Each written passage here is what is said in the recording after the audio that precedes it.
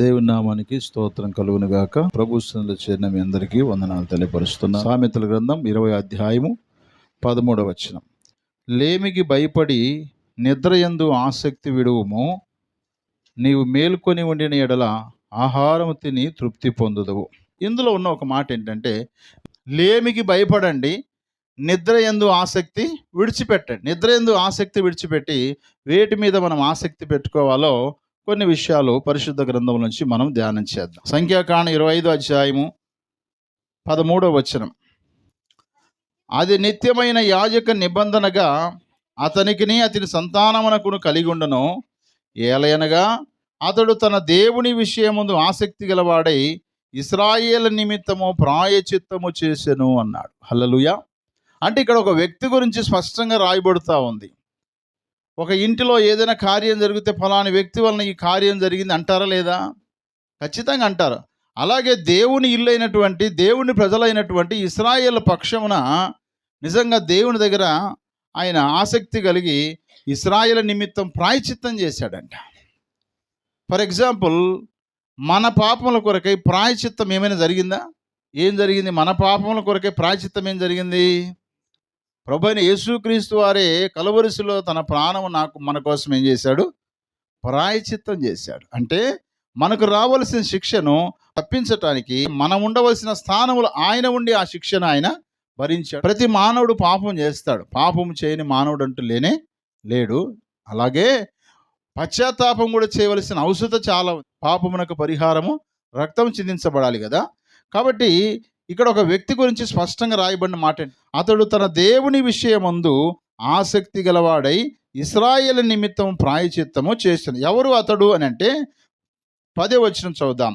అప్పుడు యెహోవా మోషేకు ఇలాగ ఆజ్ఞ ఇచ్చెను, యాజకుడైన అహరోను మనుమడును ఎలియాజరు కుమారుడైన ఫినెహాసు వారి మధ్యను నేను ఓర్వలేని దానికి తాను ఓర్వలేకపోవటం వలన ఇశ్రాయేలు మీద నుండి నా కోపం మళ్లించిన గనుక నేను ఓర్వలేకయుండియు ఇశ్రాయేలు నశింప చేయలేదు.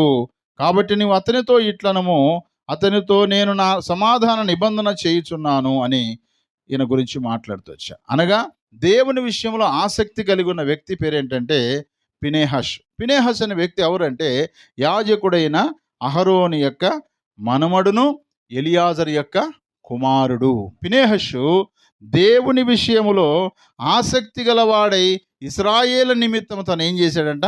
ప్రాయచిత్తం చేశాడు. అసలు ఆయన ప్రాయచిత్తం చేయడానికి అక్కడ జరిగిన పాపం ఏంటి? అక్కడ జరిగిన పొరపాటు ఏంటి? అక్కడ ఉన్నటువంటి శిక్షకు కారణమైన పరిస్థితులు ఏంటి అని ఒకవేళ మనం గమనిస్తే 1వ వచనం నుంచి మనం చదువుదాం. ఇశ్రాయేలు షిత్తీములో దిగి ఉండగా ప్రజలు మోయాబు రాండ్రతో వ్యభిచారము చేయసాగిరి. ప్రియులారా గమనించండి, దేవుని ప్రజలైన ఇశ్రాయేలీలు మోయాబీలతో వాళ్ళు ఏం చేస్తున్నారంట? వ్యభిచారము చేయసాగిరి. ఇది దేవునికి ఇష్టమా? 10 ఆజ్ఞలు రాయబడిన మాట వ్యభిచారము చేయకూడదని రాయబడింది. వ్యభిచారం చేయకూడదని తెలిసిన దేవుని ప్రజలైన ఇశ్రాయేలీలు వారి ప్రయాణంలో కొనసాగుతూ మోయాబు రాండ్రతో వారు ఏం చేశారట? వ్యభిచారము చేయసాగిరి. ఏ విధంగా వ్యభిచారం చేయసాగిరి చూడండి. 5వ వచనం చదువుదాం. కాబట్టి మోషే ఇశ్రాయేలు న్యాయాధిపతులను పిలిపించి, మీలో ప్రతివాడును బయలుపై ఏరుతూ కలుసుకొనిన తన వశములోని వారిని చంపవలనని చెప్పాను. చూడండి, ఇక్కడ మోషే ఇశ్రాయేలును పిలిచి, అయ్యా, మీ స్వాధీనములో మీ వశములు ఎవరైతే ఉన్నారో వారిని పరీక్షించండి. ఎవరైతే వ్యభిచారం చేశారో వారిని ఏం చేసేయండి? చంపేసేయండి అని చెప్పేసి మోషే ద్వారా దేవుడు వారికి ఈ విషయాన్ని తెలియపరిచాడు. ఆ సందర్భంలో 6వ వచనం మనం చూస్తే, ఇదిగో మోషే కన్నుల ఎదుటను ప్రత్యక్షపు గుడారం యొక్క ద్వారం వద్ద ఏడ్చుచుండిన ఇశ్రాయేలు సర్వ సమాజం యొక్క కన్నుల ఎదుటను ఇశ్రాయేల్లో ఒకడు తన సహోదరుల యొద్దకు ఒక మిద్యాను స్త్రీని తోడుకొని వచ్చెను.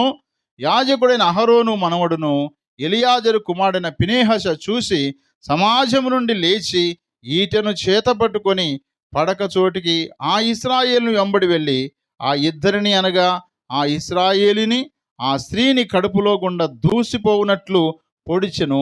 అప్పుడు ఇశ్రాయేల్లో నుండి తెగులు నిలిచిపోయెను. హల్లెలూయా. అంటే వారు చేసే వ్యభిచారాన్ని బట్టి వారికి తెగులు వచ్చింది. ఏంటి ఆ తెగులు? 2వ వచనం చూద్దాం. ఆ స్త్రీలు తమ దేవతల బలులకు ప్రజలను పిలవగా వీరు భోజనం చేసి వారి దేవతలకు నమస్కరించిరి. అట్లు ఇశ్రాయేలు బయలుపయేరుతో కలుసుకొనినందున వారి మీద యెహోవా కోపము రగులుకొనెను. ఇక్కడ 2 రకాలైనటువంటి పాపము జరుగుతుంది ప్రియులారా. ఒకటి, ఆధ్యాత్మికంగా వ్యభిచారం అంటే ఏంటో తెలుసా? విగ్రహారాధన చేస్తే దేవుని దృష్టిలో అది వ్యభిచారం.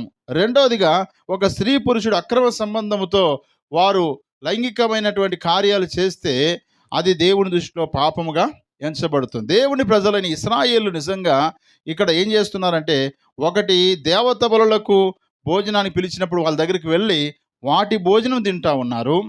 అందుకనే పౌలు భక్తుడు ఏమన్నాడు? కొరింథీ పత్రికలో 8వ అధ్యాయంలో విగ్రహములకు బలి అర్పించిన దాన్ని తినవచ్చన్నా తినకూడదన్నాడా? విగ్రహములకు బలిగా అర్పించబడిన దాన్ని మీరు తినకూడదని స్పష్టంగా వాక్యం సెలవిస్తుంది. అయినా సరేగాక వారు బయలుపేరనేటువంటి దేవతతో కలుసుకొని అక్కడ ఆ భోజనాలు తిన్నారు. అందుకు గాను దేవుని కోపం వచ్చింది. ఆ మీదట ఇశ్రాయేలీయుడు ఒక మిద్యాన స్త్రీని తీసుకొచ్చుకొని ఆమెతో గుడారంలో పాపం చేస్తున్నప్పుడు అమాంతంగా వెళ్ళి ఒక ఈట తీసుకొని వారిద్దరిని పొడిచి పడేస్తే ఆ ఈట భూమిలో నాటుకుపోయిందంట. హల్లెలూయా. నిజంగా దేవుని విషయంలో అంత ఆసక్తి కలిగి ఉన్నాడు. ఈరోజు వాక్యం ఏంటి నా ప్రియ దేవుని బిడ్డలారా? మన జీవితంలో దేవుని విషయంలో ఆసక్తి ఉందా? కళ్ళతో పాపం చేసేవారు ఉన్నారు. యేసుప్రభువు వారు చెప్పారు, ఒక స్త్రీని మోహపు చూపుతో చూస్తే మీరు అప్పుడే వ్యభిచారము చేసిన వారు అన్నాడు కదా. బాహాటంగా కావచ్చు, అంతరార్థంగా కావచ్చు, ఆలోచన విధానంలో కావచ్చు, పాప సంబంధమైన ఆలోచనలు మనం చేస్తే దేవుని దృష్టిలో ఏమవుతుంది? అది వ్యభిచారం అవుతుంది. విగ్రహాల జోలికి మనం వెళితే అది వ్యభిచారం అవుతుంది కదా. కాబట్టి ఈ 2 దేవునికి ఇష్టం లేనటువంటి విగ్రహారాధన, దేవునికి ఇష్టం లేనటువంటి వ్యభిచారం, ఈ 2 ఎవరిలో జరుగుతున్నాయి?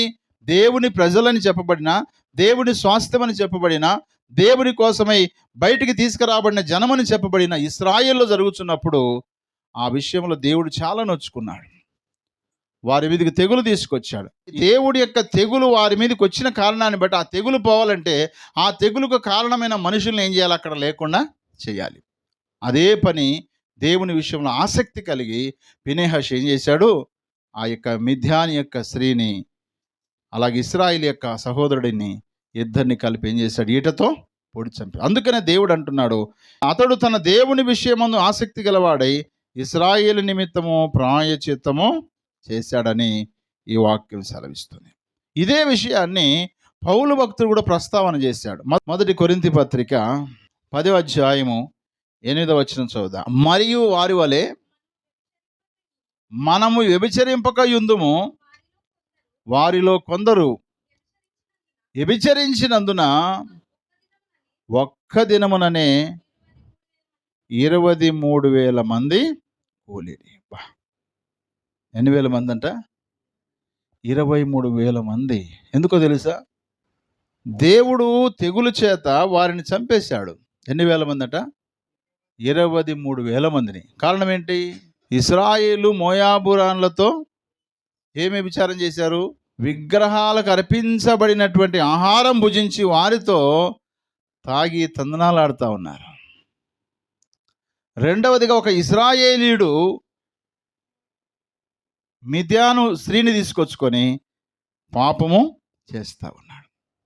ఈ రెండింటిని ఓరవలేనటువంటి దేవుడు వారి మీద తెగులు పంపిస్తే 23,000 మంది చనిపోయారని పౌలు భక్తుడు మాట్లాడాడు. ఇదే సంఖ్యాకాండం 25వ అధ్యాయము 9వ వచనం మనం చూస్తే 24,000 మంది ఆ తెగులు చేత చనిపోయిరని రాయబడింది. పౌలు గారు అంటున్నారు 23,000 మంది అంటున్నాడు. ఇక్కడ చూస్తే 24,000 మంది చనిపోయారు అంటున్నారు. ఏది కరెక్ట్ చెప్పండి? దేవుడు పంపిన తెగులు చేత ఇశ్రాయేల్లో 24,000 మంది చనిపోయారని సంఖ్యాకాండం సెలవిస్తుంది. కొరింథీ పత్రిక పౌలు భక్తుడు అన్నాడు 23,000 మంది చనిపోయారు అంటున్నారు. 2 కరెక్టే. బైబిల్లో ఎక్కడ అబద్ధం లేనే లేదు. అంటే ఆయన 23,000 మంది అన్నాడు, ఇక్కడ 24,000 మంది అన్నాడు. అంటే మార్గం మధ్యలో మరొక 1000 మంది చనిపోయి ఉంటారు. చూడండి, ఒక వ్యక్తి తన శరీర కోరిక తీర్చుకోవడానికి, కొంతమంది కలిసి ఆహారం తిని ఎంజాయ్ చేయడానికి వారు అలవాటు పడితే దానికి శిక్ష తన ప్రజలైన వారికి. అంటే దాని ప్రభావం ఎంతమంది మీద పడిందంటే 24,000 మంది మీద పడింది. దేవుని ప్రజలని చెప్పబడే ఈ 24,000 మంది చనిపోయినప్పుడు నిజంగా వారి పక్షాన ఈయన ఏం చేశాడు? ఆ తెగులు ఆపివేయటానికి ఫినెహషు దేవుని విషయంలో ఆసక్తి కలిగి ఎవరైతే ఈ తెగులుకు కారణమయ్యారో వారిని ఏం చేశాడు? బల్లెముతో పొడిచి చంపేశాడు. ఉదాహరణకు మీకు ఒక ప్రశ్న వేస్తాను. 10 మందిని నాశనం చేసిన ఒక వ్యక్తిని, చంపేసిన వ్యక్తిని సుప్రీంకోర్టు లేదా హైకోర్టు మరణశిక్ష విధించింది. ఇది న్యాయమా అన్యాయమా? ఆత్మహత్య చేయకూడదని ఉంది కదా వాక్యంలో. న్యాయమా అన్యాయమా? అంతెందుకు, మిలిటరీలో ఉన్నారు, మిలిటరీలో కాల్చుకుంటుంటారు కదా, అప్పుడు చనిపోతుంది. న్యాయమా అన్యాయమా? న్యాయమే. ఎందుకు న్యాయం చెప్పండి? అది యుద్ధంలో కాబట్టి, డిఫెన్సెస్ కాబట్టి అక్కడ తప్పదు. చట్టపరంగా అక్కడ ఏం కావాలి? అక్రమంగా వచ్చే వాళ్ళని ఏం చేయాలా? హతము చేయాల్సిందే. కానీ ధర్మశాస్త్రం ఏం చెబుతుందంటే కంటికి కన్ను, పంటికి పన్ను. అయితే కార్యనిర్వాహక విధిలో ఒకవేళ మరణిస్తే అది న్యాయమే. కానీ కావలసి ఒక వ్యక్తిని చంపితే అది దేవుని దృష్టిలో అది న్యాయము కాదు, అన్యాయం అవుతుంది. అది శిక్షకు కారణమవుతుంది. ఇప్పుడు ఫినెహస్ చేసిన పని అదే. ఫినెహస్ ఏం చేశాడంటే దేవుని తెగులు చేత దేవుని ప్రజలు మరణిస్తుంటే చూడలేక ఇంతటి నష్టానికి కారణమైన వ్యక్తి ఎవడో అని కనుక్కుంటే ఒకడు దొరికాడు.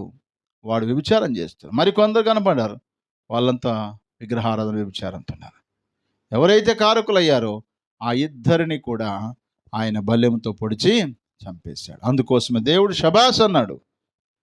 ఈ యొక్క ఫినెహషు నా విషయంలో నేను దేని విషయంలో అయితే ఆసక్తిగా ఉన్నానో ఆ విషయాలలో, దేవుని విషయాలలో ముఖ్యంగా ఫినెహషు ఆసక్తి కలిగి ఉన్నాడు.